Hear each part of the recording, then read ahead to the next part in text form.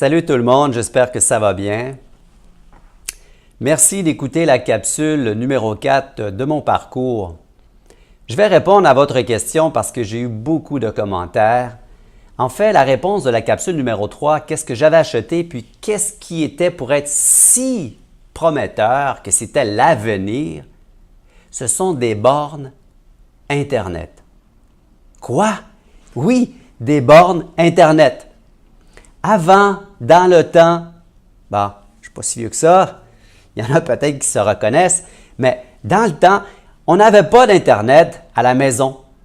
Il n'y en avait pas ou quasiment pas. Ce que j'ai fait, j'ai acheté ces machines des États-Unis, c'était tout nouveau, on prenait un vieux ordinateur et on a construit une machine, c'était tout en stainless, et on permettait aux gens de mettre $1 dans la machine pour qu'ils puissent avoir de l'Internet. Fabuleux! J'ai mis ça dans les cinémas, dans les centres commerciaux et les gens pouvaient aller sur la toile du Québec et prendre leur mail. Ça prenait, je pense, dans ce temps-là, ça prenait au minimum 2 minutes pour charger une page. Incroyable! En si peu de temps, comment est-ce que la technologie a évolué? Moi, je me souviens de mon premier téléphone, c'était une batterie, mon cellulaire, c'était une grosse batterie que je traînais avec une grosse strap, c'était lourd. J'avais un autre téléphone là, tellement solide, on pouvait assommer quelqu'un avec ça. Heureusement que j'ai tout vendu. Je pense que j'ai eu ça pas plus que 2 ans, 3 ans, et après ça, bien sûr, l'Internet a commencé à rentrer dans tous les foyers. J'ai vendu et j'ai bien fait. Après avoir vendu, j'ai pris une pause.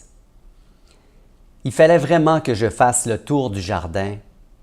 Il fallait que je sache pourquoi. Pourquoi j'étais à la recherche toujours du succès. Pourquoi j'étais toujours pressé à réussir. Qu'est-ce qui me poussait? Et bien sûr, mon enfance, vu que je suis né dans un quartier vraiment défavorisé de Saint-Henri, a fait en sorte que j'étais toujours pressé à vouloir me démontrer à moi que j'étais capable de réussir. Et encore, qu'est-ce que c'est la réussite? Et un jour, j'ai eu une merveilleuse coïncidence, une intuition, et c'est à partir de ce moment-là que j'ai commencé à faire toutes les lectures. Je suis allé fouiller dans les livres apocryphes de Nag Hammadi, de la Haute-Égypte, j'ai lu les Sutras du Lotus, j'ai lu le Coran, j'ai lu plein de choses. Le Krishna, les bouddhistes, je suis même allé voir les Raéliens. J'étais mort de rire, je vous le dis, mort de rire. Je me retenais pour ne pas pisser. Excusez. Et en plus, les évangélistes.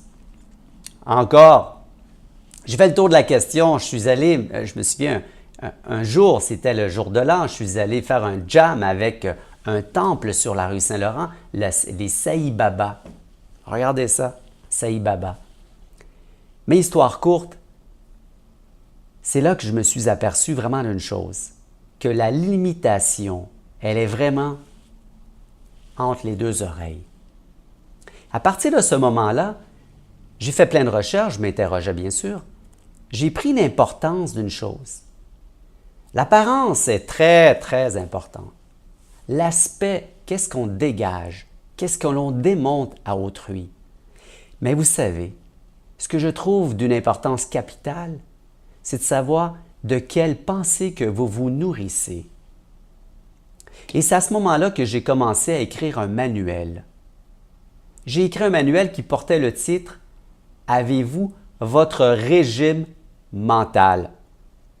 80 000 pensées passent au travers du coco chaque jour. Et vous savez combien de pensées qui sont négatives? Il y en a beaucoup. Énormément. Il fallait que je prenne toute cette intelligence, cette mémoire latente, toutes ces habitudes de peur, de crainte, de par mon enfance, puis il fallait que je les remode, que je les reprogramme. Et c'est ce que j'ai fait. Je me suis reprogrammé. Après cette reprogrammation, que je pourrais vous parler un autre jour dans une autre capsule, il n'y avait plus de limitation. Parce que la limitation, ce n'est pas une distance, c'est entre les deux oreilles. et je vais vous démontrer qu'est-ce que j'ai réalisé parce que pour moi, il n'y en avait plus de limite. Il n'y avait plus de ciel. Après avoir pris connaissance vraiment que la limitation est vraiment entre les deux oreilles, je flottais parce que je m'étais reprogrammé, puis maintenant, là, j'étais vraiment une machine. D'ailleurs, lorsque je présente là, avec une diapositive, j'ai une fusée dans le dos. J'avais 27 ans, je réalisais des contrats de rénovation. Lorsque je dis rénovation, c'est cuisine, salle de bain, porte, fenêtre, balcon. J'étais en train de faire un 100 unités. J'avais un client particulier que je connaissais à peine et je voulais lui demander de l'aide pour acheter mon premier sixplex. Dans ce temps, à 27 ans, j'habitais sur la rue Troy, 10 Troy, rue Verdun. Google it. Et un soir, j'étais dans ma chambre, en fait, dans mon bureau, et j'ai pris mon courage.